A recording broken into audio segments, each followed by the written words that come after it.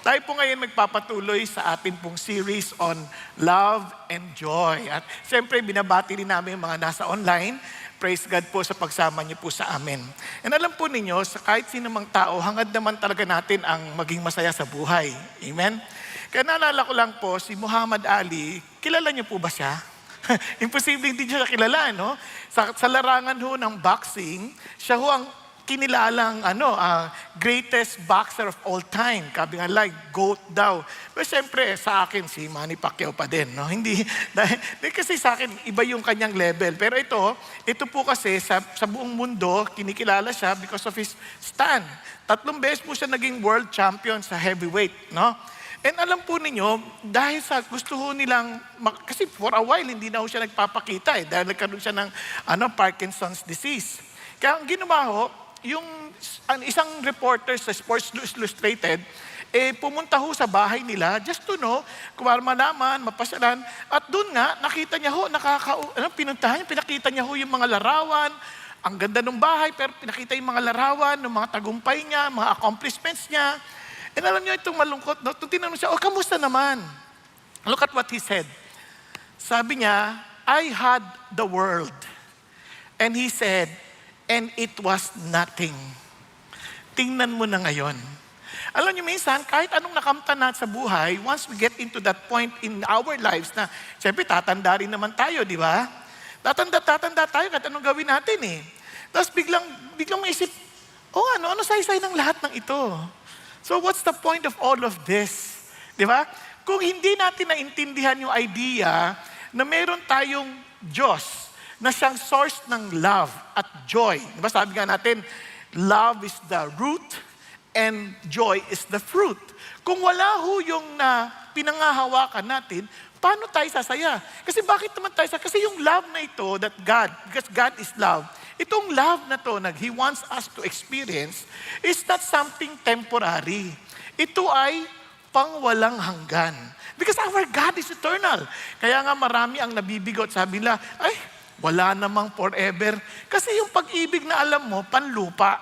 Pero yung pag-ibig ng Diyos, na siyang mismo, ang Diyos mismo ay pag-ibig, it is eternal. Kaya ang laki ng connection na yon, kaya sa ating pag-aaral nitong sa Pilipos, nakita natin kung gaano ka-importante ito sa buhay natin. And yun din pong design natin, kasi lalo sa Pilipinas, dahil ito pong iniiyak sa Panginoon Diyos, sabi ko, Lord, ang hirap na nga ng buhay namin sa Pilipinas, pagkatapos, pag impyerno pa pinuntahan namin, paano na? And buti na lang, ang Diyos ho ay mapagmahal po at hangad niya ho ang marami ang maligtas po sa kahirapan na yon. Kaya naman, yun po ang ating pag-uusapan ngayon. Ngayon po, alam niyo po, sa buhay natin, ang sarap po ng may kasama, di ba? Kunyari, pag meron kang problema, meron kang matatakbuhan, pag meron kang pinagdadaanan, merong magpe-pray kasama mo, di ba? Ang sarap ng ganun, ano? Ang lungkot nung may problema ka na nga, pakiramdam mo, nag-iisa ka lang. Karamihan ng mga tao, once they get into that kind of situation, they always feel that they are alone. At yun ang masakit na karanasan.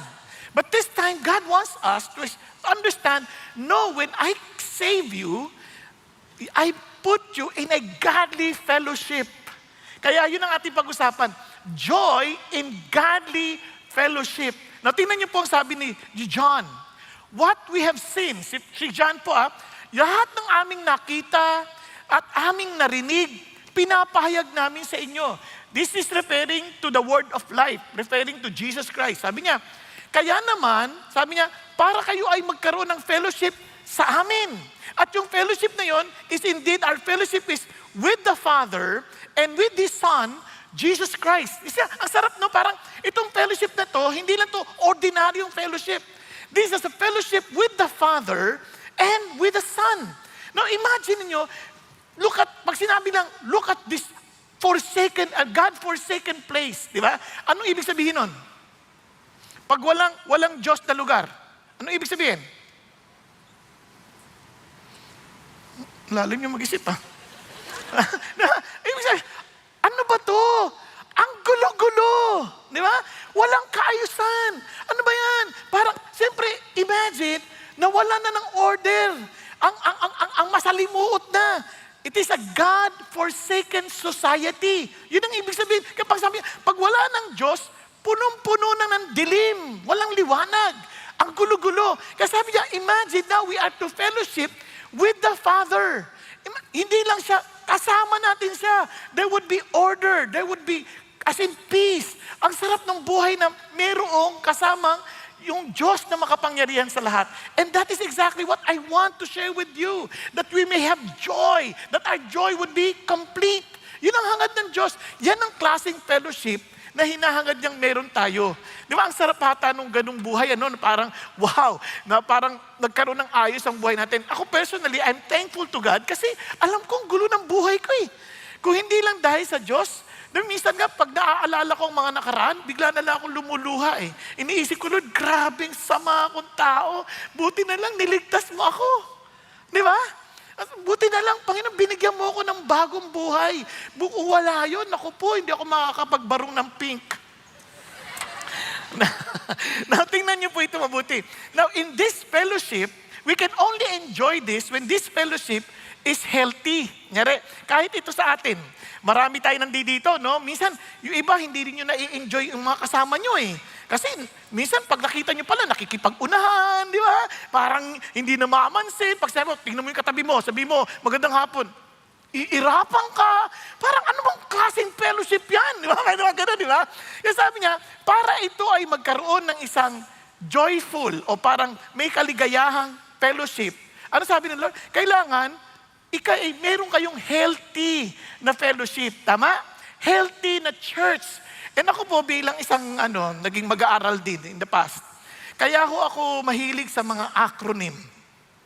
Kasi po, mahina ang aking memorya. So what I need to do is to try to figure out yung mga salita na madali ko ma-relate para hindi ko makalimutan. Naintindihan nyo na. Ngayon, kung kayo rin po'y nag-aaral at nahihirapan kayo, gawa rin kayo ng mga sarili nyong paraan to remember. Hindi ko sinasabing ito ang best way to remember, but in my case, ito yung nakakatulong sa akin and I hope makatulong din sa inyo. To have a godly fellowship, we must be healthy. Di ba? Alam nyo, kahit anong exercise ko, yung muscle ko talaga bumababa. Pero, I'm trying my best to be healthy. Di ba? Hindi yung magbuka lang, parang cute, hindi ganon. Our heart is to be healthy kasi it's good for us to be fit. Amen? Ano yung fit? Una, in our fellowship, we need to have a godly examples. Kasi yung mga lagi nating kasama, whether we like it or not, nakaka-influensya sa atin. Di ba? Kung sino yung lagi nating kasama. Kapag kasama mo, malakas kumain, lalakas din ang kain mo. Di ba? Pagka ang kasama mo magastos, magiging magastos ka din. Pero kung ang kasama mo, disiplinado, talagang magtataka ka, pati pagkain, nagiging pihikan ka din, di ba? Para mapili ka. Hindi ko sinasabing, pihikan, yung pihikan in a positive way na nagiging mapili ka, you want it to be healthy or healthful. Tama? Kung sino yung kasama mo, nakaka-apekto sa iyo eh. Kaya you better follow a good company and a good example. Tama? Now, hindi lang yon. Yung identity natin, among ourselves, di ba, parang sa fellowship, ang sarap na magkakakilala kayo eh. Pareho kayo na identity. Pagka napunta sa ibang bansa, anong hinahanap nyo? Mga kababayan nyo eh. Pag meron lang kayo narinig na nagtagalog, uy, kababayan ko yun ah. Di ba? Kahit sa Pilipinas, di ba? Biglang may nag-Ilocano, uy, Ilocano yun ah. Naaano ka kagad eh, no? Kahit hindi ka mamarunong mag-Ilocano, basta alam mo lang. Di ba? Nag-English lang eh, bumper to bumper, uy, Ilocano yun ah. Parang agad-agad, parang kababayan ko yan. Iba yung pakiramdam. O pag may kani, uy, Kapampangan yun ah. Di ba? Yung iba naman, Bisaya yun ah. Parang meron kang sense of identity na, uy, kababayan ko yun, magkano kami. Di ba? Ang sarap nun. Sa fellowship, ang sarap nun, pare-pare kang pinag-uusapan. Ang hirap pa yata nag-uusap na iba-ibang lingwahe. Di ba? Nagkakagulo kayo parang, ano ba sinasabi mo? Parang ganyan. Ang sarap nun, pag nag-fellowship kayo, pare-pareho kayo nagkakaintindihan kayo sa mga salita. Nagsusundan natin, naalala ko tuloy nung meron isang mama na turista galing sa Australia, nasa US siya. Tumawid, hindi tumitingin. Sabi ng Amerikano, hey man! Halatang turista eh. Did you come here to die? Sabi ganun eh. No man! Yes to die! Hindi sila nagkaintindihan. Kahit kayo hindi nyo naintindihan, no? Kasi yung sa mga Australian, hindi sa pang-insulto, sa kalay, to die. Monday. Ganyan, di ba? Yung day nila, sa atin, Inday. Iba yon. Nakuha ninyo? So doon pa lang, hindi na nagkakaintindihan eh. Kaya ang hirap nun. Sabi ko, wow, ang hirap pala ng gano'n, no? Kaya we need to have that kind of identity. Ano ba yung citizenship natin? And of course, together, stand firm. Ang sarap nung magkakasama tayo. Oo nga, magkakita tayo, tapos di naman, pagka may peligro na, nagtutulakan na. Hindi, gano'n. We stand together. Ano man mangyari sa akin, I'm confident that I have with someone who will defend me. Di ba? Ang sarap ng gano'n eh. Parang, alam ko, hindi ako iiwan nito. Magkakasama kami. Kahit ano mangyari, hindi ko to iiwan. Ganon din ang yung heart. So, we need to be fit. Ito yung klase ng fitness na dapat nating lahat maintindihan. Now, let's try to understand further. Follow godly examples. Sa sulat ni Paul, tingnan niyo po sabi ni Paul, Brethren, join in following example and observe those who walk according to the pattern you have in us. Ano napansin ninyo? Sa simula pa lamang, brethren. Alam niyo yung salita mga brethren? Mga kapatid. So he was already picturing to us that we are a family. And sa anumang family, hindi masarap yung hindi tayo magkakaibigan at hindi tayo nagtutulungan at hindi tayo nagmamahalan. Ayaw natin ng mga anak natin hindi nagkakasundo-sundo. Tama ba? So dito pa lang si Paul, he was saying, mga kapatid, join us. Yung word na join us in following my example, utos yun. Utos yun, it is in an imperative mood. Sabi niya, sumunod kayo sa amin. Sabi niya, sumunod kayo sa mga halimbawa ko. Kasi may example eh. Hindi ito pagmamalaki, para sabihin niya, hindi, intindihin niyo, sumunod kayo sa halimbawa ko, at hindi lang yun. Yung observe na yan, yung word na follow, kasi ibang-iba na yung word na follow sa panahon natin ngayon, ano? Pag nakita mo yung follow, sa Facebook, ano yung follow? Parang gusto mo, nalalaman mo kung ano nangyayari. Sabi mo, ano nangyayari sa kanya, di ba? Kaya fina-follow mo, o kaya sa YouTube, meron kang fina-follow, nagsusubscribe ka, you want to follow. Pero iba yan. Ito, when you say follow, it is a command of follow my example, follow the way I live, follow the way I understand Christianity, follow me. And sabi niya rito, and observe those who walk according to the pattern that you have in us. Para sinasabi niya, hindi lang ako. Hindi ko to sinasulong, oy, ako lang. Hindi. Gayahin mo katulad si Timothy. Si Timothy na kasama ko nagsusulat nito. Si Epaphroditus. Gayahin niyo sila. These are people who understood what it means to be in relationship with Jesus Christ. Kaya sabi niya, be imitators of me just as I also am of Christ. Now, alam niyo, itong importante ito ha. Bakit kamo? Hindi lang tayo nagsasama-sama kasi alam mo, ganda ng mga prinsipyo tumaman to eh. It's not about principles. It is about following Jesus. Kasi kung yung prinsipyo hindi nakaangkla kay Jesus, walang kwenta yan. Sample lang kayo ng mga principles na common sa atin. I mean, it doesn't matter. I don't care how much you know. As long as I know how much you care. Tama? Magandang prinsipyo yan. Yan ang gusto ko samahan. Sa Bible, hindi ganun. If you follow Jesus, it doesn't matter if you don't care. As long as I care because Jesus cares. Nakita niyo yung difference? May nakaangkla kay Jesus eh. Hindi yan basta parang, wow. Kasi parang ganito yan. In this, whether we like it or not, we are somehow influenced by somebody. Yung ating ginagawa, na-influencehan tayo. Iba sa atin, ina-influencehan tayo ng kilos ng ate natin. Kaya meron tayong mga mannerism na kapareho ng mannerism ng ate. Meron tayong gaya ng tono ng pagsasalita. We are influenced by the people we are with. Kasi sabi ni Paul, you follow my example. Kasi ini-example ko sa inyo is following Jesus Christ. Kasi ang hirap isipin, paano pag sumunod kay Jesus? Lalayo lang po ako kasi baka paano ba sumunod kay Jesus? Di ba ang hirap isipin, no? Paano ba talaga? Sabi niya, then follow my example. Parang ganito. Sabi niya sa Hebrews, remember those who led you. Tama? Who spoke the word of God to you. And concerning the result of their conduct, imitate their faith. Oh, unang-una, if you are a teacher, you're a parent. Sino dito magulang? Okay, magulang ka. Kasama yan. Sabi ganun, if you are a Bible teacher, a D group leader, pastor, whatever position, influencer, sa social media, whatever you are, sabi gano'n, hindi lang, dapat, yung ating conduct, yung ating the way we live, the way we behave, talaga nagre-reflect nung ating pinaniniwalaan at tinuturo. Tama ba?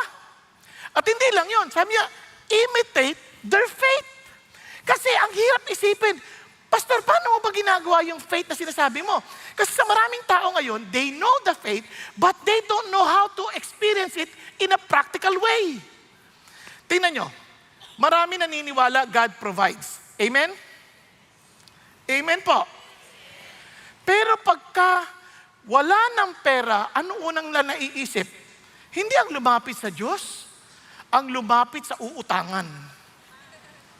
Hello? Hindi ganun kung naniniwala ka sa Diyos, dapat naintindihan mo, parang ganito. May isang teacher, naniniwala siya sa the law of pendulum. Alam niyo yung pendulum, no? Parang nakataling ganyan yan, tapos bibitaw, tung, tung, ngayon sa marilo. Ganyan. Sa law of pendulum, nakakatuwa kasi ayon sa law na yan, hindi na yan babalik. Kung dito mo binitawan, at let's say 3 meters away, pag binitawan mo sa 3 meters, pagbalik niyan, hindi na babalik sa 3 meters yan. It will always be lower. Hanggang sa mabot sa equilibrium. Yung equilibrium, hindi na siya gagalaw. Nakukuha ninyo? Okay tayo ha? Ngayon, sabi nung estudyante, Ma'am, bilang teacher, naniniwala ka ba sa law of equilibrium? Of course! I'm your teacher! Okay, ma'am. Let's sampulan natin. Hawakan nyo tong pendulum na to, bakal. Hawakan nyo to, bitawan nyo. Ha? Tapos intayin nyo bumalik sa inyo, okay? Oo, okay. Medyo iba na yung boses. Oo, okay. Binitawan. Ay, wala pala.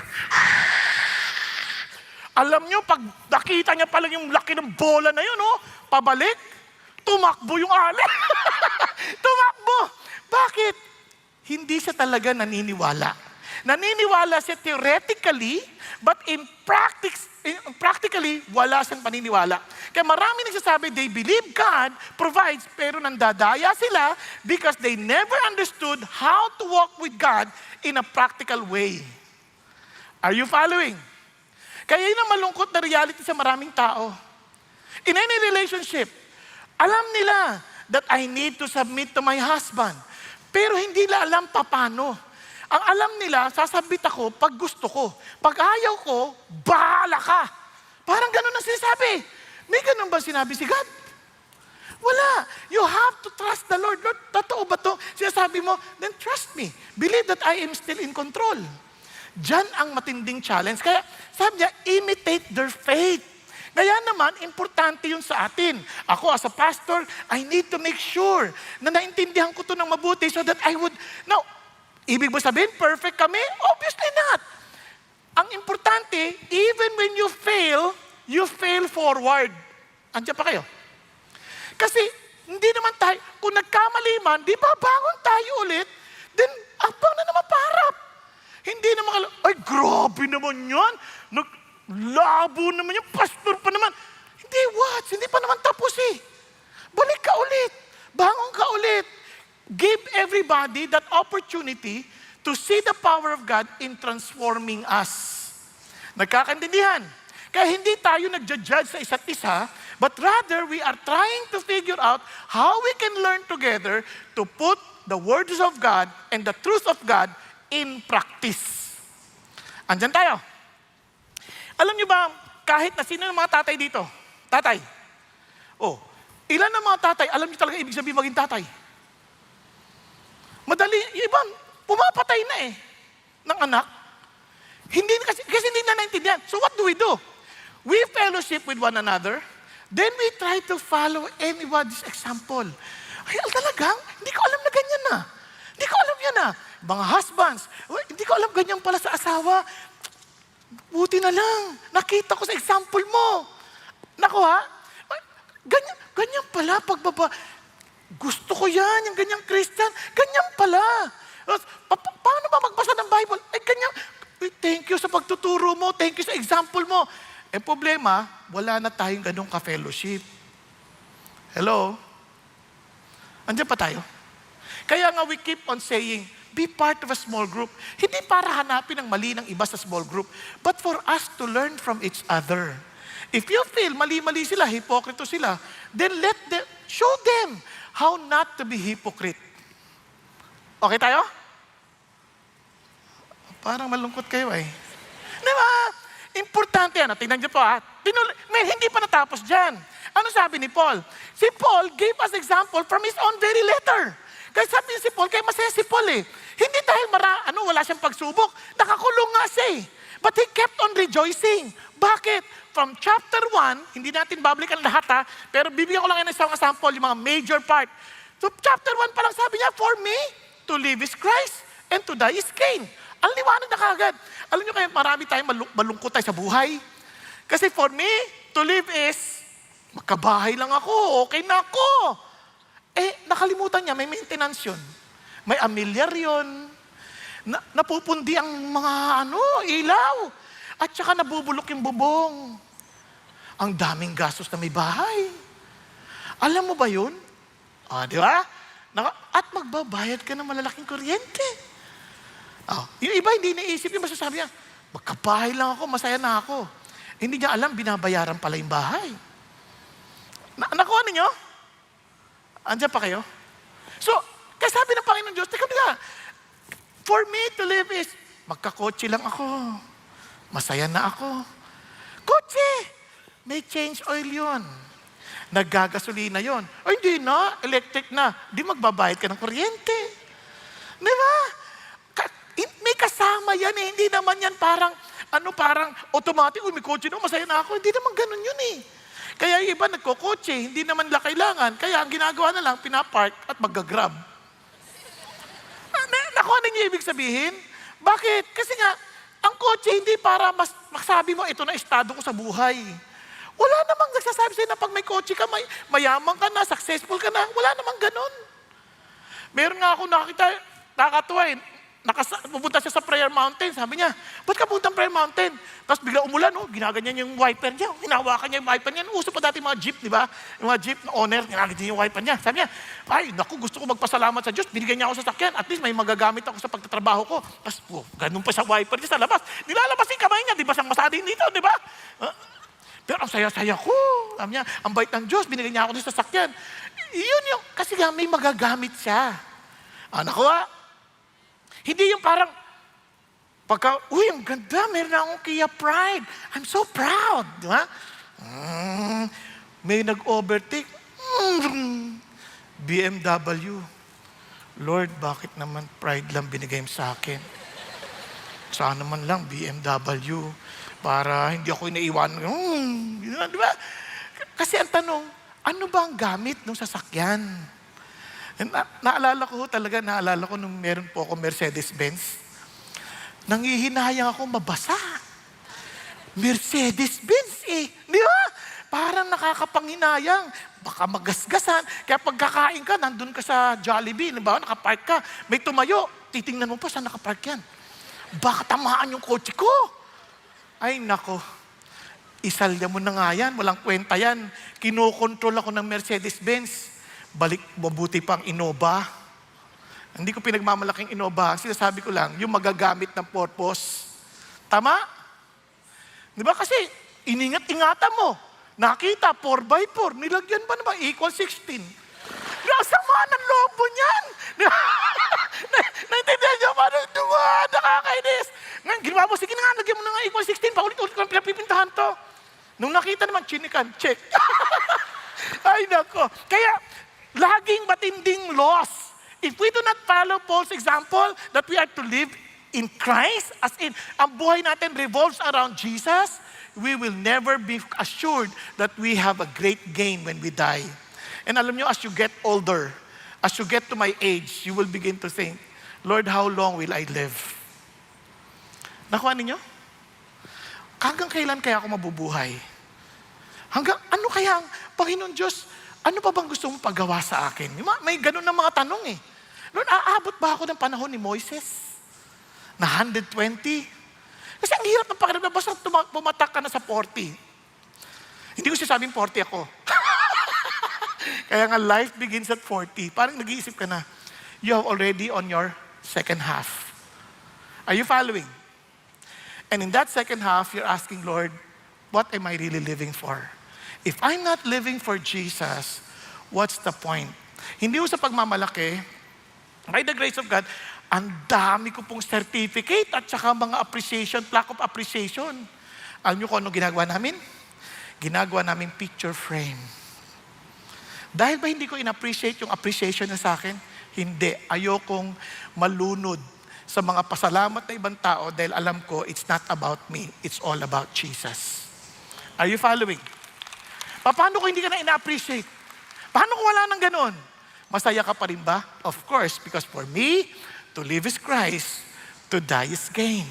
Now, ano pa sinabi ni Paul? Ano example niya? Bibigyan ko lang mabibili sa niya. Therefore, if there's any encouragement in Christ, if there's any consolation of love, if there's any fellowship of the Spirit, if any affection and compassion, look at the words, make my joy complete. Paano? By being of the same mind, maintaining the same love, united in spirit, intent on one purpose. Sabi ni Paul, ito ang talagang nagpapasaya. Kung lahat tayo, pare-pareho tayo ng iniisip that we are to live for Jesus. For sure, lahat tayo magkakaisa tayo, magmamahalan tayo because we're thinking about our eternity. Isipin mo, kung yung kasama mo, inaway mo, magkikita kayo sa langit. Naku po, ang sama ng pakiramdam. Ha, ito na. Nasalang. Kasi nga, iniisip mo parang, bakit ka ba? Pupunta ka man ng langit dahil sa kabutihan mo? Hindi, all because of the goodness of Jesus. Kaya yung hindi mo inaasahan na kasama, magugulat ka. Kasama? Lord, natutulog yun ng service eh. Oo, natutulog siya kasi panatag ang puso niya. Alam mo ba ang dami niyang problema? Hindi siya nakakatulog ng magdamag dahil nagbabantay siya sa pag-anak niyang may karamdaman. Pero tingnan mo, panatag pa rin ang puso niya dahil alam niyang kasama niya ako. Kahit sa service, ang ingay-ingay ng pastor ninyo, siya tulog. Yan. Ganyan. Kaya with the same mind. Kaya ito lang, tingnan niyo ang ganda. No? Sabi niya, at ito pa sabi niya, do nothing from selfishness and empty conceit. Can you not see my example? Nandyan kayo, 800 miles away from me. And yet, I'm still thinking about you. I'm praying about you. I want to see that you are all in love with Jesus and experiencing the reality of Jesus. Hindi lang yung parang you are religious, attending services, and yet you are not experiencing the very power of the resurrection of Jesus Christ. And you are not experiencing the reality of the Lord. Ayoko niyan. I just want you to enjoy the Lord. Yun ang gusto niya. Yun ang pinapakita kaya. Do not really look out of your own personal interest, but also for the interest of others. Hamya, talagang gayahin niyo si Jesus. Yun ang sinasabi niya. Kasi I follow Jesus. Alam niyo, isipin niyo ha, kung yun makikita sa atin in practice, nako, isipin niyo anong epekto natin sa buong mundo. Tingnan niyo, sa Japan, may parking slot. Ito, kumalat ito sa internet. Pero inyo, ang kanilang rule sa kanilang kumpanya, kung sino unang dumating, mag-park sa malayo para ma-maintain natin yung harmony that you are willing to sacrifice your spot coming early for the sake of those who will be coming late. Kakaiba naman tong rule na to. Di ba? Nakuha ninyo?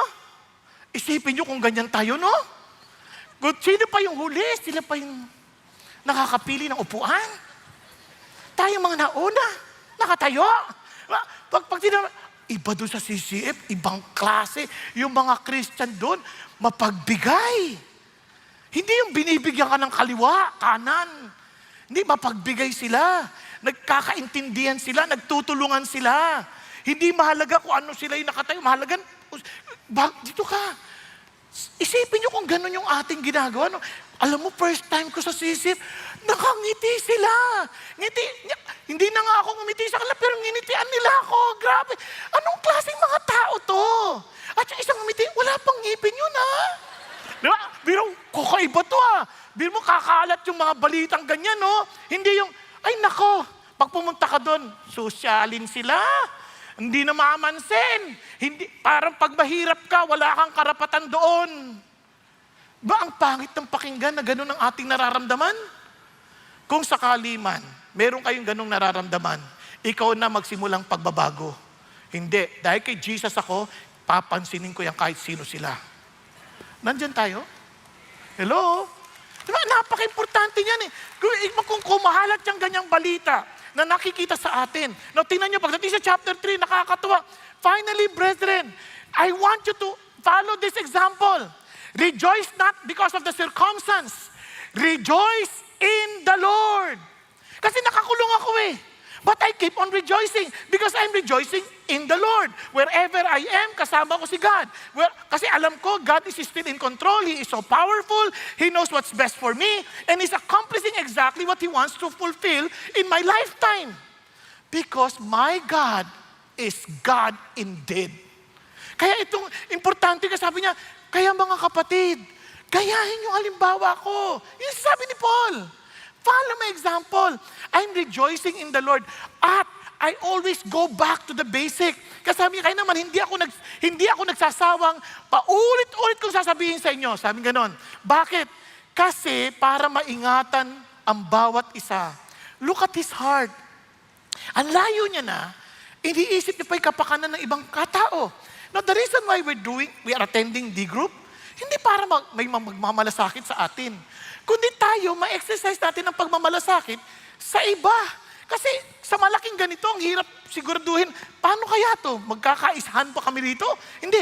At in a smaller group, nagkakakilala ng bawat isa, at doon nagiging accountable ang bawat isa, then we're helping each other in a practical way how to walk together for the glory of Jesus. Kaya nga, bear one another's burden and fulfill the law. Ano yung law of Christ, which is loving one another as Jesus loved us.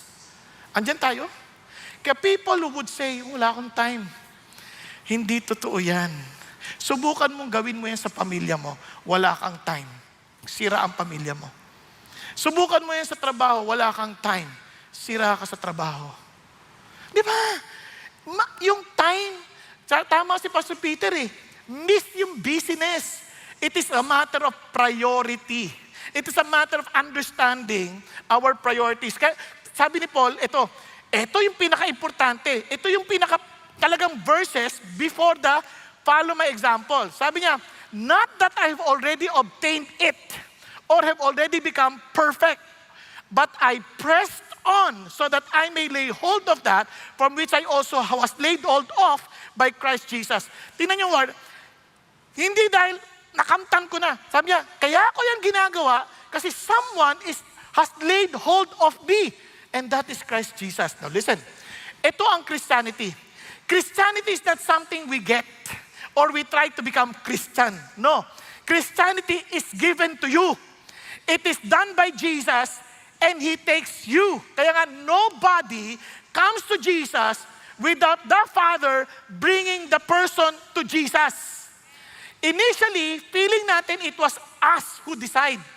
Pero in reality, somebody orchestrated the situation for all of us to come to Jesus Christ. Kaya bigla ka magpapasalamat eh. Kasi kung tayo lang, we would never choose Jesus. Kaya bibigyan ka minsan ng problema. Bibigyan ka minsan ng mga bagay na sitwasyon na parang hindi mo kakayanin kung hindi si Jesus ang tutulong sa'yo. And it was Jesus who is bringing, kaya Christianity, ano yan? Kailangan ba dramatic yung nangyari sa akin? Hindi. But you are aware that there is a power at work in you. And that's Christianity.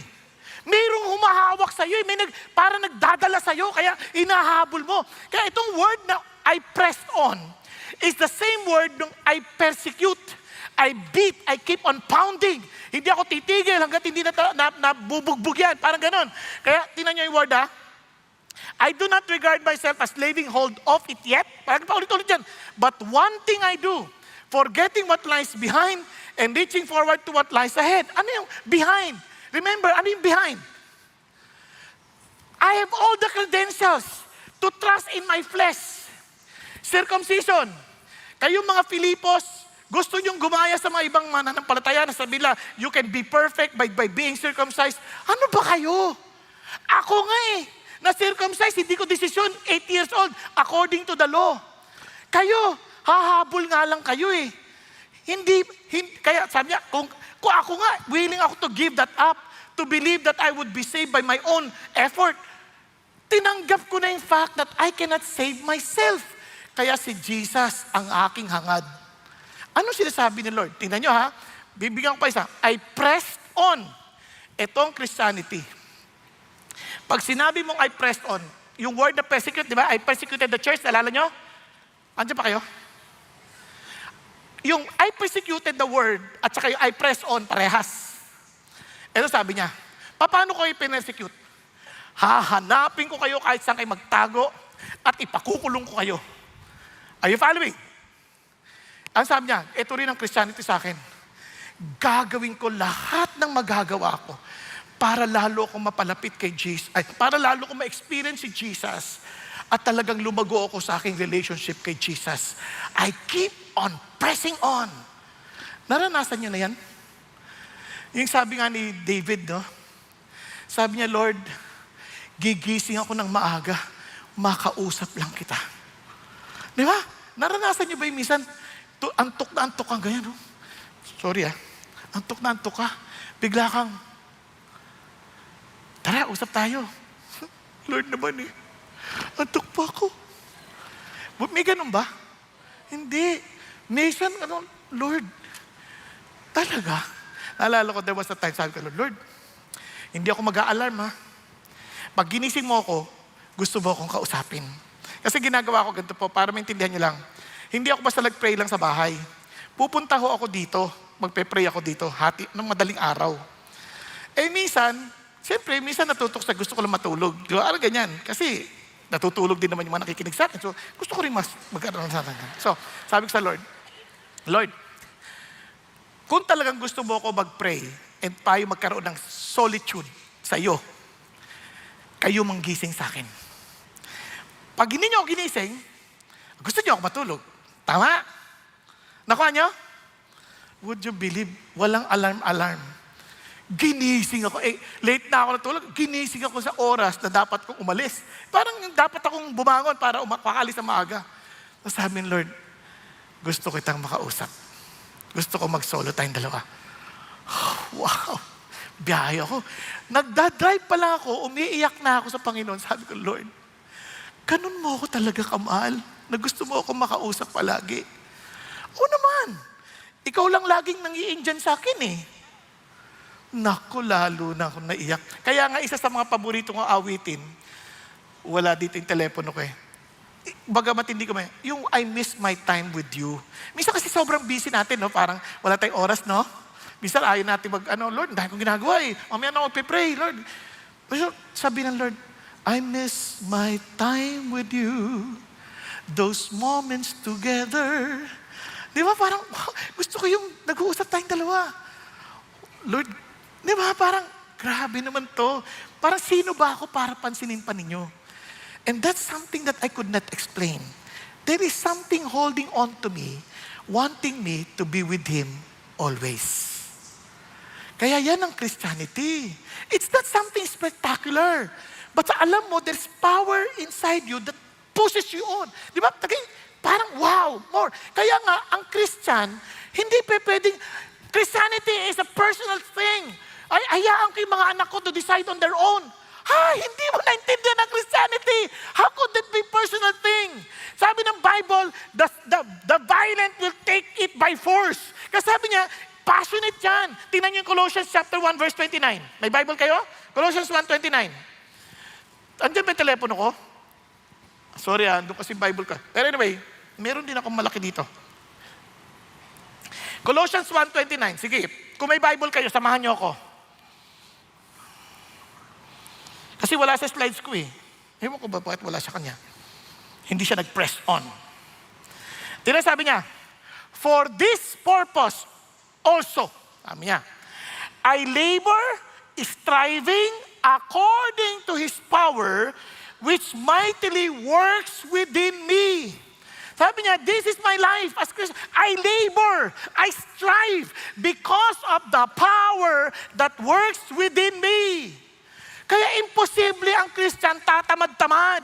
Kaya imposible ang Christian walang passion sa Diyos. Imposible ang Christian we're not willing to speak about Jesus. Kaya imposible ang Christian tatahimik lang sa mga bagay-bagay na tungkol kay God. Bakit? there is a power at work within. Yun ang nagtutulak sa atin. Yun ang sinasabi ni Paul. I pressed on. Kung tayo po ay uhaw sa kaalaman, and somebody's teaching, hindi ka titigan, pakikinggan mo eh. Pero kung wala tayong gana sa bagay na yon, tutulugan lang natin yon. Hindi kayo sorry. Pero yun ay isang bagay na, hindi ko tingnan ninyo, attend kayong concert, nagbayad kayo malaki. Yung pagbayad nyo na malaki begins to work within you, hindi ko to sasayangin. Kaya pagka nagkantahan, makikisali rin eh. Bakit? It brings out yung desire mo to be with that concert. Tama? Tama, with full energy. Bakit?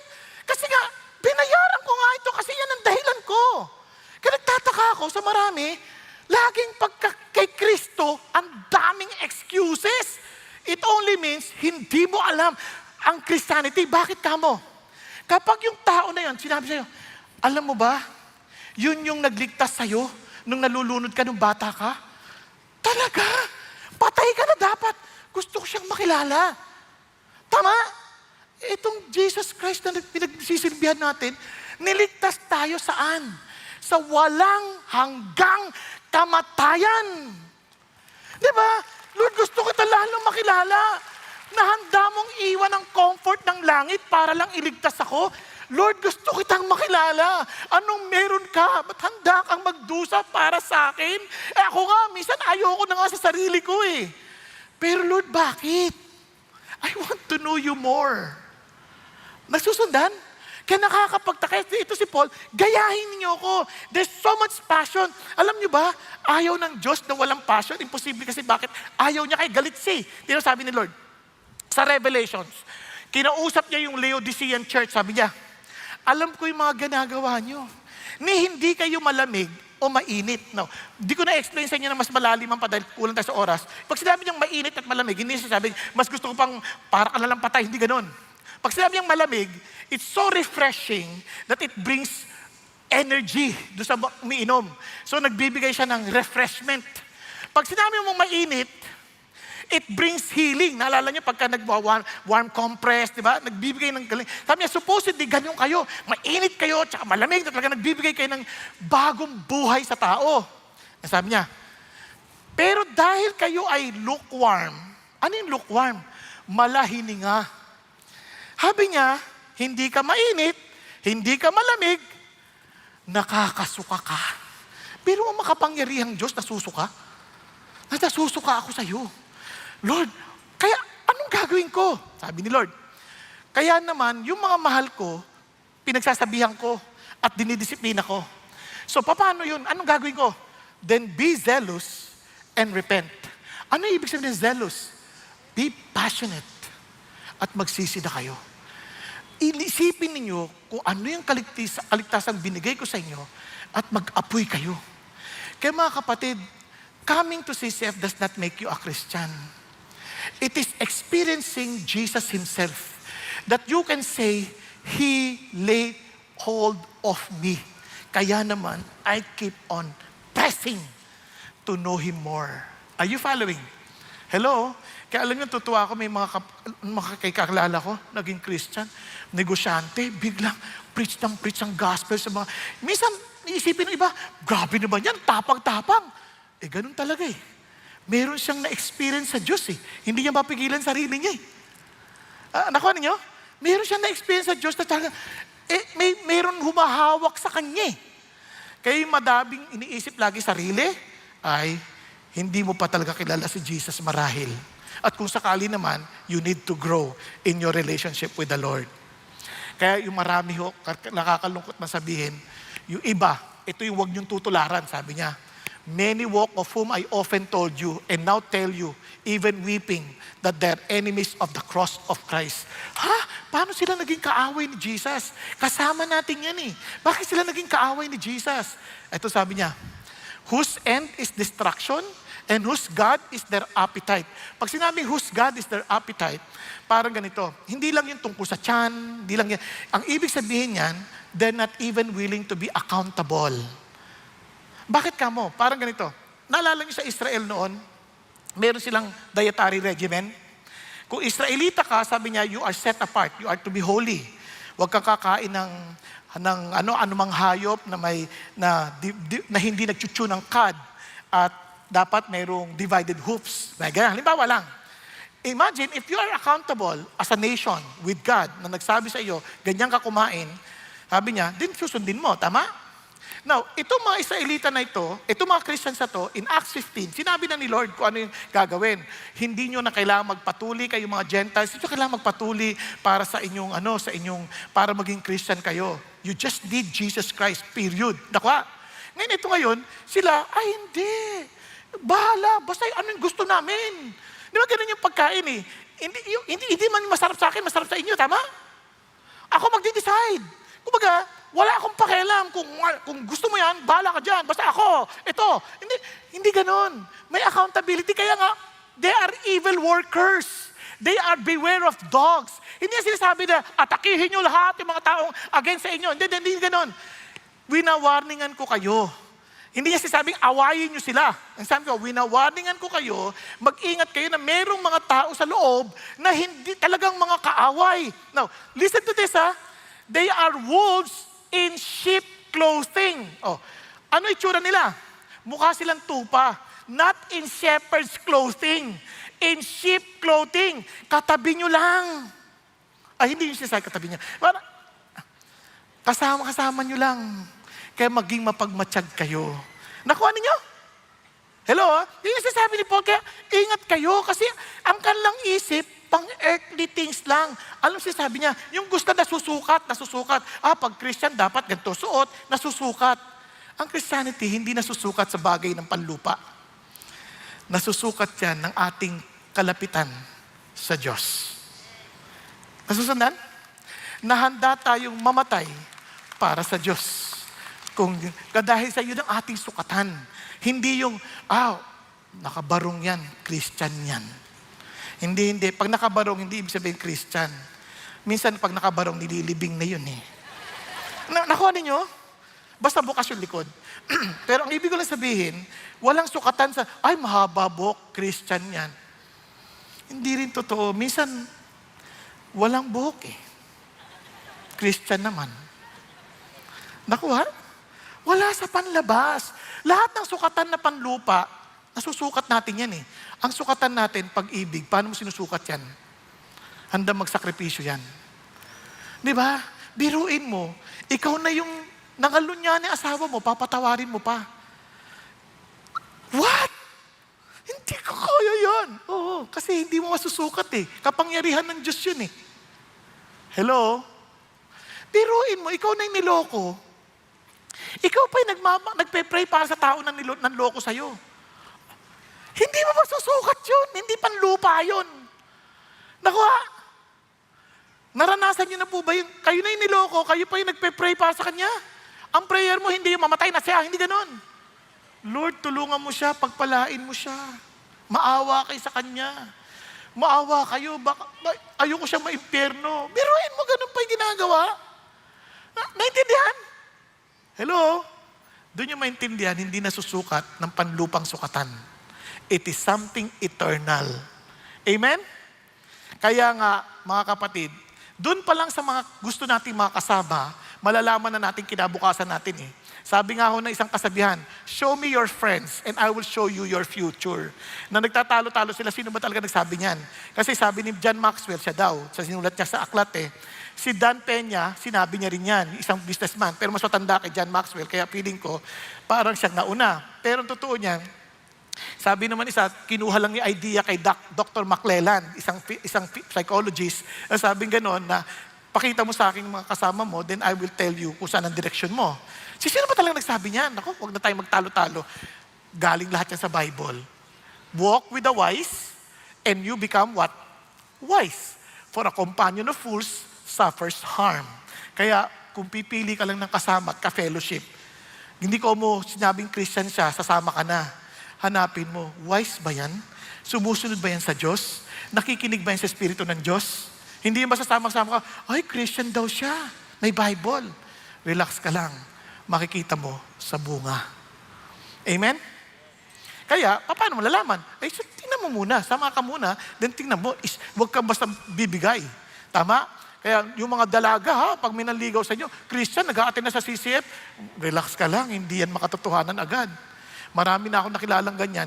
After nun, ginugulpi na sila. Kasi pinagtrabahuhan sila ng mabuti. Kaya do not be foolish ha. Bad company corrupts good moral. Hindi nyo ba napansin yan? Pagdating ng election, bumabait ang maraming tao. Ay, naku po, Panginoon. Kaya sabi ng Bible, tingnan nyo, I urge you, brothers and sisters, to watch out those who cause divisions and put obstacles in your way. Bakit division? They're not willing to submit. Tama? They're causing division that are contrary to the teachings you have learned. Keep away from them, for such people are not serving our Lord Christ, look at the words, but their own appetites. They are not willing to be accountable. Are you following? Number 2, identity. Know your citizenship.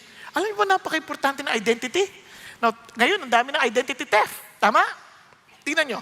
May isang mama, nag-ano siya sa Experian website, nakalimutan niya yung kanyang password.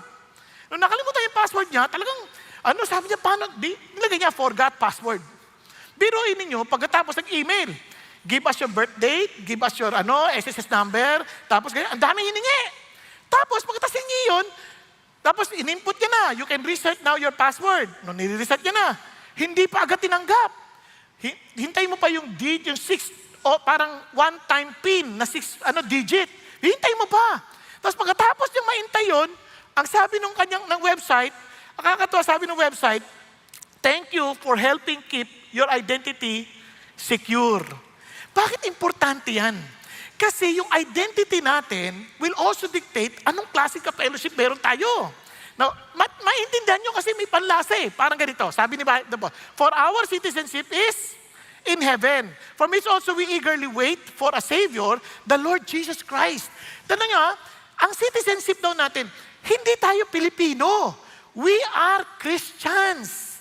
Kaya kung meron tayong mga Filipino culture or mga Filipino practices na hindi naman nakaka-glorify ka God, kalimutan mo yan, hindi yan ang ating citizenship. Andiyan pa tayo? Kasi minsan, yung iba, ang kanilang decision making based sa kanilang kultura. Ay hindi, dapat, pag kinasal ka, kung sino maunang maapak. Walang ganon. Ang Christian, kung sinong babae mag-submit yung lalaki, leader. Nakuha ninyo? Andiyan pa tayo. Yung iba ko ano na sinasabi natin, ay ganito yung kultura namin basta bahala na. Sabi, ay hindi daw kami magbabayad, lalo na pag gabi.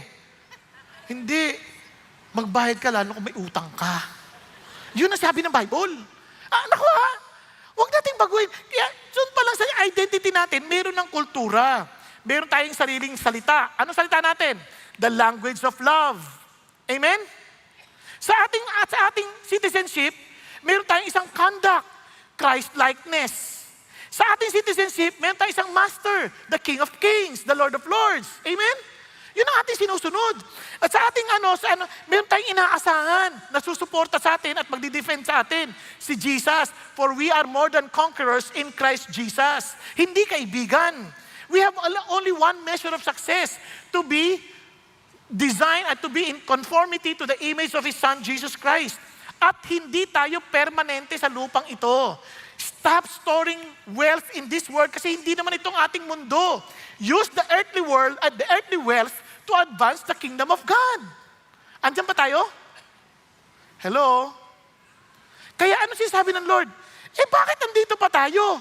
Bakit tayo, hindi tayo kinuha agad ni Lord nung niligtas tayo, nung ginawa niya tayong citizens of heaven? It only means na meron tayong misyon. Di ba, pagka tayo napunta sa isang lugar, may misyon tayo. Hindi tayo naligaw. Sinadya tayo nandito, may misyon tayo. Kaya dalawa lang yan. Either ikaw ay misyon, ina-accomplish mo yung misyon, o ikaw ay konsumisyon. Nakuha? Kaya, kung ang isip mo dito ka Tagalupa, ito ang ating residente, ang ating hinahanap lagi, comfort and ease natin. At builds a life here and now, thinks this is my world, and lives for achievements, and stays safe from risk, prioritizing personal goals. Kasi isip natin, ito yung mundo natin. We are aliens mula sa mundo na to. We are not of this world. Kaya naman, we focus on God's mission. We focus on God's mission. We bring others to live hereafter. Yun ang utak natin. We think, I'm an ambassador. We're representative of Jesus. We live to make eternal impact and steps out in faith for Christ and prioritizes making disciple. Yun ang ating heart. Are you following? Are you a resident of this world? O kaya dito ka ba o citizen ka ng langit? Pag-isipan mo. Kaya ang sarap ng fellowship kung pare-pare tayo na naiisip. Parang wow. Kaya napansin niyo ang church natin paulit-ulit, we cannot change our mission.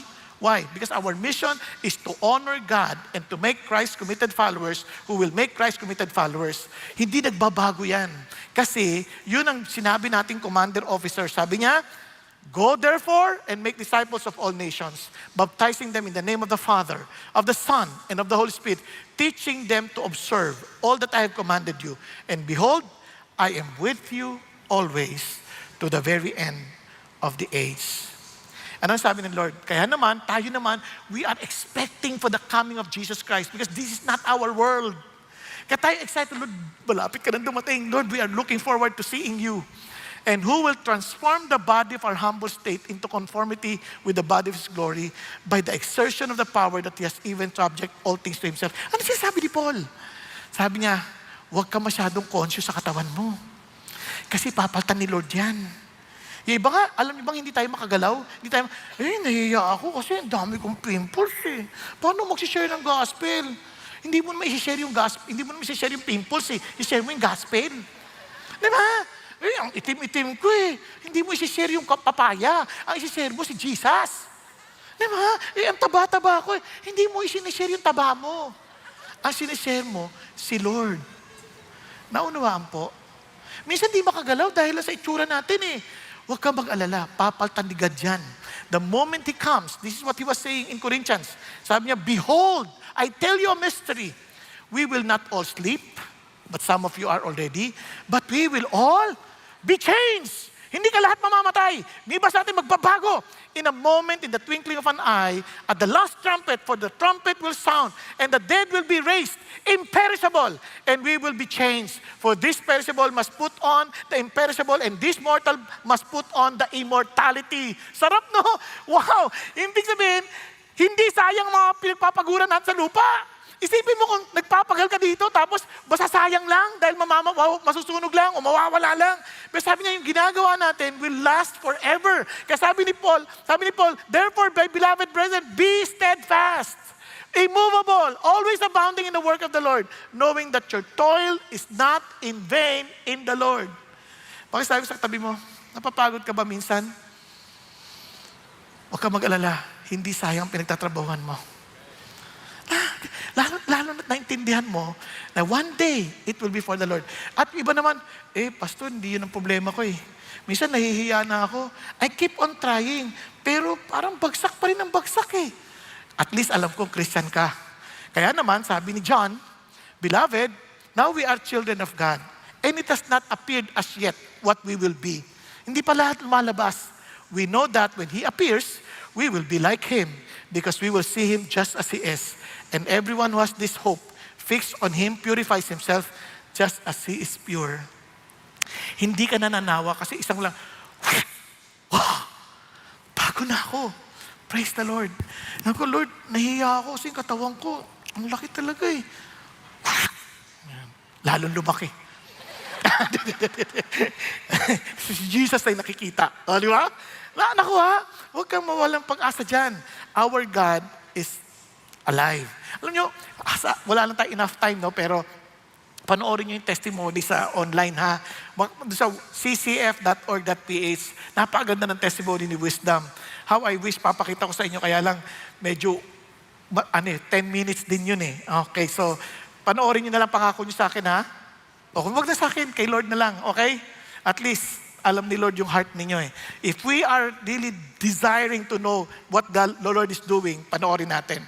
So, itong sasabi ng Lord, kaya naman, mga kapatid, huwag ka mag-alala. Nafe-feel mo yung parang frustrated ka na somehow more. Yes, that's real. And you are not alone. Kaya naman, we together, we stand firm. Together, we stand firm. Ano sinasabi ni Lord? Tingnan niya, therefore, my beloved brethren, whom I long to see, my joy and crown, in this way, stand firm in the Lord, my beloved. Tingnan niyo yung katabi niyo. Ano nakikita niyo sa kanila? Now, alam niyo, nakakatuwa si Paul, no? Alam mo, every time I look at you, sabi ni Paul, you are my joy and my crown. Para sa puso niya, kaya siya masaya at hindi nananawa. Kasi ang nakikita niya, you are my joy and my crown. Alam, pag pupunta ako sa Bible study ko, sa mga D-groups ko, kaya alam niyo ba't ako excited? Kasi they are my joy and my crown. When I look at them as a blessing from the Lord. Naku ha? Pag nandito ako, alam niyo sa totoo lang masama ang pakiramdam ko eh. Kaya natatakot ako, baka malaglag ako. Kasi every time I see you guys, I see the joy and my crown. Parang, Lord, what a privilege you gave me to see all these people. Hindi ako, ay, bakit? Natutulog nga lang? Hindi, okay yun. Sa akin, I praise God, nakatulog siya dito. Ang dami ata may insomnia. Pero dito, kahit maingay ako, nakakatulog siya. Praise God, amen? So it's the way we see people, it affects us. Kaya yung mga anak natin, minsan, hindi tayo masaya sa anak natin eh. Yung mga problema, mga batang to, tatakaw. Kung ang tingin mo sa kanila matatakaw, hindi ka magiging masaya. Pero hindi, bilang tatay, I'm so happy with my children. In fact, kahapon nga sabi ko, nag-check ako ng mga anak ko eh. Asan yung isa? Hindi ba sila umuwi? Aba, hindi, may sarili silang bahay, may asawa na yon. Ay, ganun ba? Wala sa isip ko. Kasi I long to be with my children because they're my joy and my crown. Amen po? No, ganon din tayo. Yung to see our brethren as our joy and crown, maging excited tayo. Meron, gusto ko umatin na service, makikita ko rin naman yung kapatid ko doon. Natawa, sa teddy bear. Because they're my joy and my crown. And I pray that we would come to that point. At hindi tayo natapos doon. Sabi niya, I urge Euodia and I urge Syntyche to live in harmony in the Lord. Ha? Bakit kailangan mo pang i-involve ang buong church? Bakit kailangan sulatan mo pa yung buong Pilipay? Dahil lang sa away nitong si Euodia at si Syntyche, ang tatanda na yan. Ayusin nila yung problema nila. No, hindi mo naintindihan. Sa Panginoon, napaka-importante yung harmony natin. Kaya pag may mga nagkakasamaan na lalo magkakapatid dito, huwag kayong papayag na hinahayaan nyo lang. At huwag niyong gagatungan. Hindi sabi, alam mo, asar ako dyan sa, kapatid na yan eh. Nag-reserve na ako po, inagaw eh. Ganon ba? Ay, kapal talaga ng mukha niyan. Huwag mo nang gatungan. Diba sabi, alam mo, hindi ka ba masaya na nakaupo siya na maginhawa? Dapat maging masaya tayo, maging mapagsilbi sa ibang tao. Total, hindi man natin ito upuan ni Lord to. Nakuha niyo difference? Hello? Huwag natin gatungan. Sa halip, ayusin natin. Hindi mo niyayaya niyan yung buong church. Ayusin yung relasyon ni Euodia at Syntyche. Meron ba kayo naranasan ganyan sa D-group? Ay, hindi, alis na lang ako dito. Walang kwenta tong D-group na ito. Hindi. Ayusin natin yung relasyon. Huwag natin hayaan, nag-away-away. Ayaw ni Lord yun. Bakit? Bakit ayaw ni Lord yun? Tandaan nyo, sabi ng Lord, He said to His disciples, it is inevitable that stumbling blocks come, but woe to him through whom they come. Alam niyo ba yung translation yan? Sinasabi sa mga lagay, it is impossible that offenses may come, but woe to him through whom they come. Everybody will be offended by one of us. It's but natural. Alam niyo yung word na, offended? Yan ay trap from the devil. Kasi if you feel that you are betrayed, if you feel somehow that your brother is not with you, you feel so discouraged, ayoko nang pumunta dyan, and you don't want to do the work anymore. Because it's a trap from the enemy. Di ba? Kung kayo mag-asawa, hindi kayo nagkakasundo bilang magkapatid sa Panginoon Diyos, hindi lang kayo mag-asawa. Ay, ayoko nang magsilbi. Wala kang silbi. Sabi sa asawa mo, wala na apektuhan yung gawain ng Diyos. Sa magkakapatid, kung nag-aaway-aaway kayo, kahit magkapatid kayo, minsan hindi kayo nagkakasundo, naapektuhan ng trabaho ng Diyos.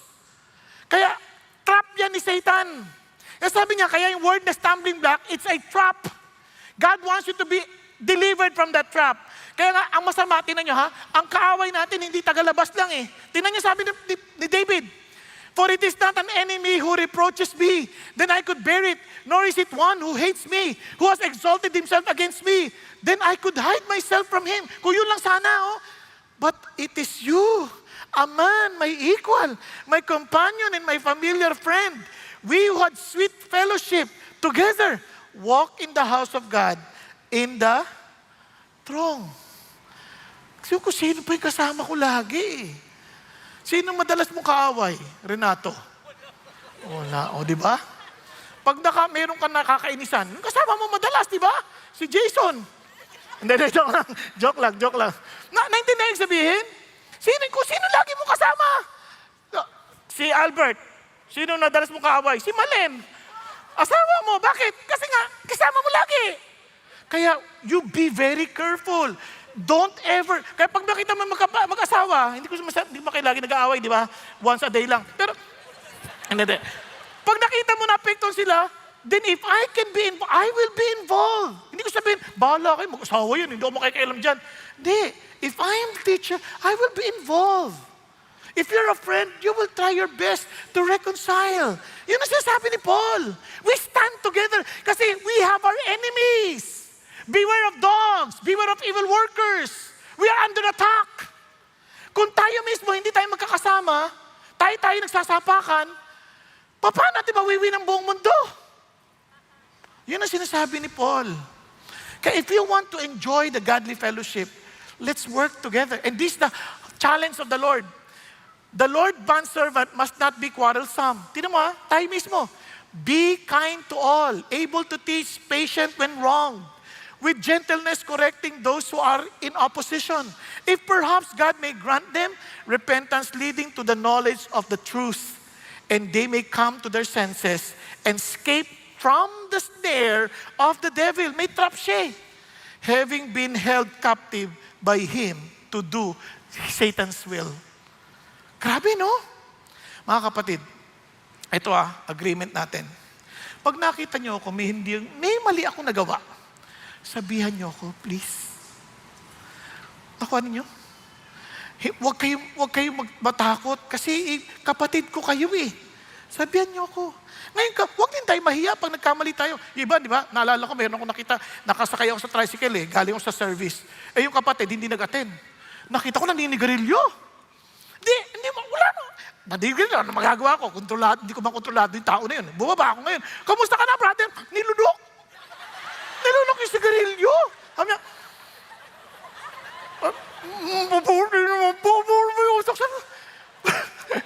bro, bakit nagkakanyan ka? Pastor, sorry po. Ano ka? Wala kang kasalanan sa akin. Ikaw ang nagdidesisyon sa sigarilyo mo. Bakit mo tinatago? Mali ba? Hindi maganda eh. Alam mo pala di kayong dalawa ng Diyos mag-usap. Gusto mong tulong? Tuturuan kita. Paano gagawin? Nakuha ninyo ibig sabihin? Kasi, yung iba, alam mo palang mali, ba't mo ginagawa? Di magtulungan tayo, hindi kita huhusgahan. Magtulungan tayo, sino yung kahawak kamay mo? Pinsan ko po, cousin. Cousin to. Di ba may asawa ka na? Ano ka ba? Masama yung ginagawa mo. Mali yan, tulungan kita. Di ba? Hindi kita ikukundina. Tutulungan kita. Pero kung ayaw mo ba tulong, ayun, talagang gusto mo sa kasalanan, baka hindi ka sa Diyos. Naintindihan niyo po? Hindi natin itatago. Hindi yung, kakaya, baka sabihin, tulungan tayo. Hindi mo tayo nagsisiraan dito Nagtutulungan tayo. Dahil walang perfect sa atin. We have not obtained it yet. But one thing we do, we pressed on. Are you following? We pressed on. Kaya, what a joy to have a godly fellowship. Kaya let there be no division among us. Make every effort to keep the unity of the faith. Kaya yan ang challenge ng Diyos. Now, look at yung word. Naalala niyo yung word, man? Their names are in the book of life. Isipin niyo, ito tayo. Bakit tayo dapat mag-aaway-away? Lahat tayo for eternity. Ang ibig sabihin ng book of life, ito yan. If your name is not in the book of life, death and Hades were thrown into the lake of fire. This is the second death, the lake of fire. And if anyone's name was not found written in the book of life, he was thrown into the lake of fire. Pag wala yung pangalan mo sa book of life, you would be doomed forever. How would I know that I'm in the book of life? How would you know? Sabi ni Jesus, truly I say to you, he who hears my word and believes him who sent me has eternal life. Ibig sabihin, wala nang death. Wala nang second death. Eternal life na tama? And He does not come into judgment. So hindi na siya huhusgahan. Tama? And but has passed out of death into life.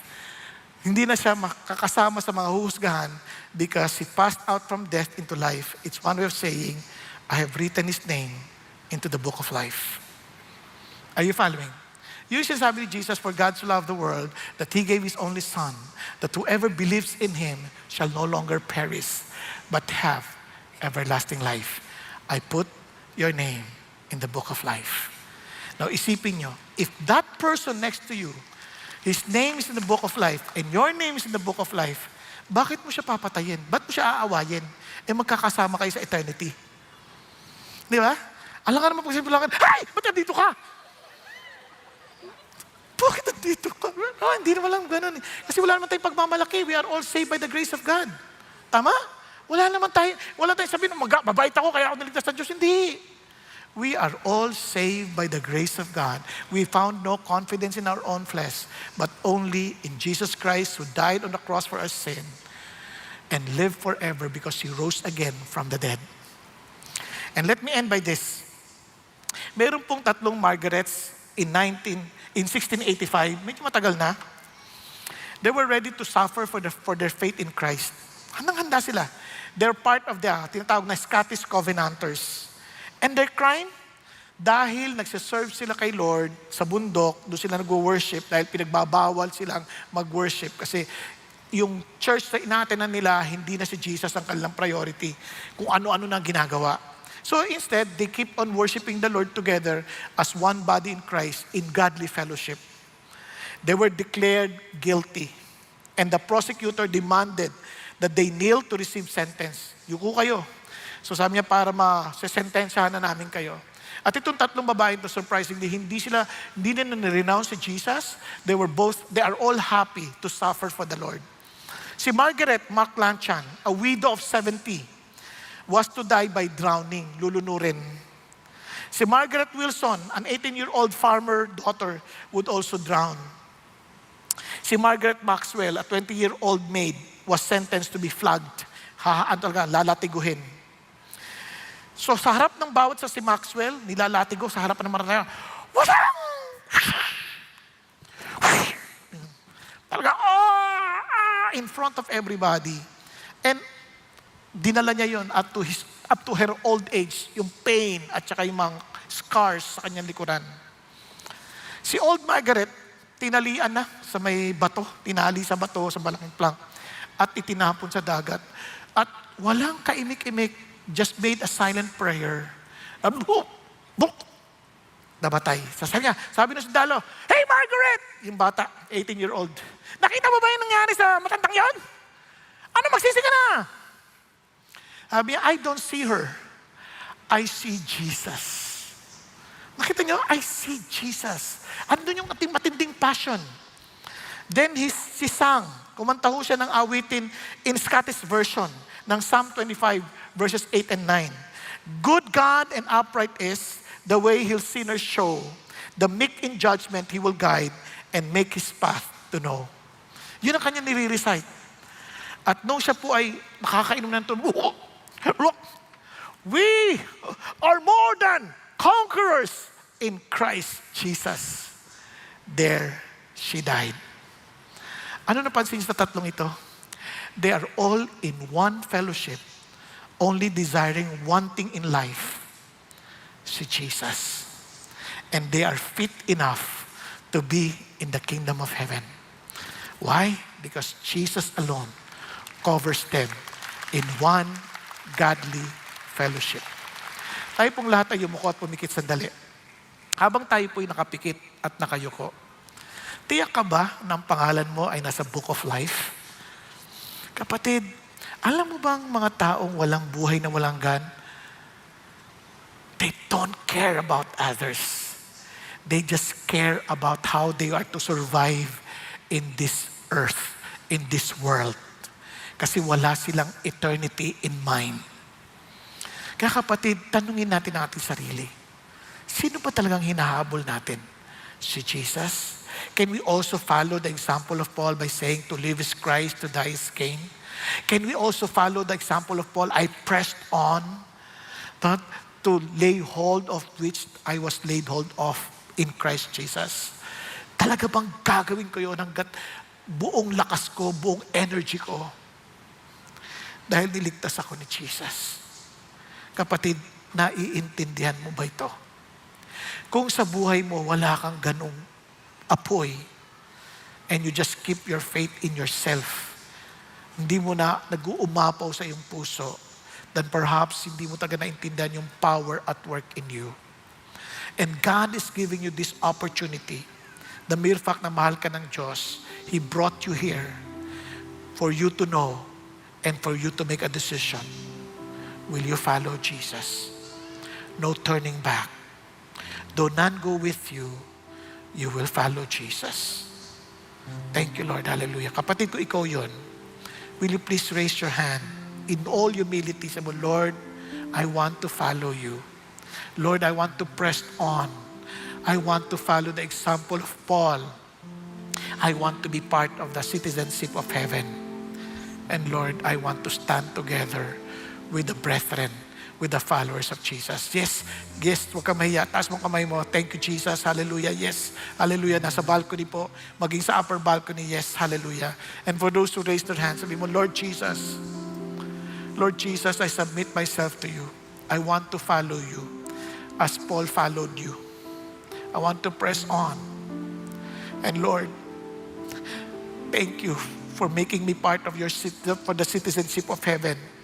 Thank you. Thank you, Lord, for my new identity. And thank you, Lord Jesus, that I can stand together with the brethren, Lord God, to advance your kingdom, that we will go wherever you bring us, O God. Thank you, Jesus. Lord, I pray to empower my brothers and sisters, O God, who raised their hands, O Lord, and accomplish, Father, in heaven, the calling that you have for all of us. At gayon din, Panginoon, I pray for every family we represent.